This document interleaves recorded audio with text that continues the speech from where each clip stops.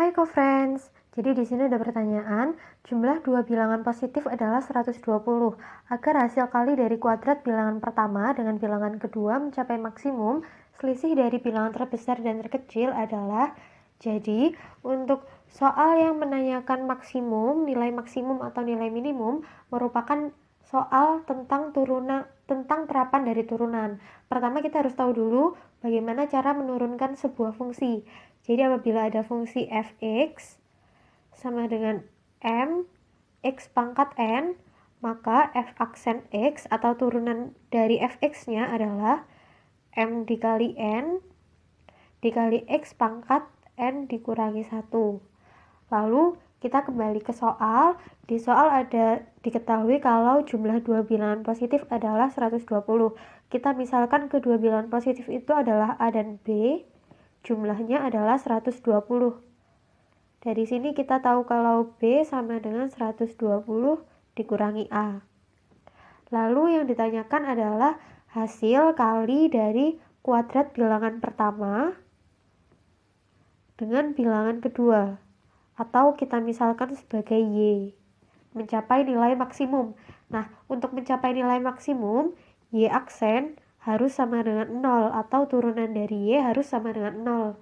Untuk Y-nya sendiri, Y sama dengan A kuadrat dikali B. B-nya dirubah ke bentuk A menjadi 120 dikurangi A.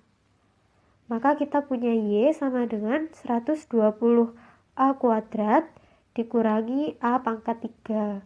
Lalu untuk menemukan nilai maksimumnya seperti yang sudah dibilang bahwa Y aksen atau turunan dari Y harus sama dengan 0. Apabila turunan dari Y-nya adalah 120 dikali 2, 240 A pangkat 2 dikurangi 1 pangkat 1 dikurangi 3A pangkat 2 sama dengan 0. Maka 3A dikali 80 dikurangi A sama dengan 0. Dari sini kita punya 3A sama dengan 0 dan juga 80 dikurangi A sama dengan 0.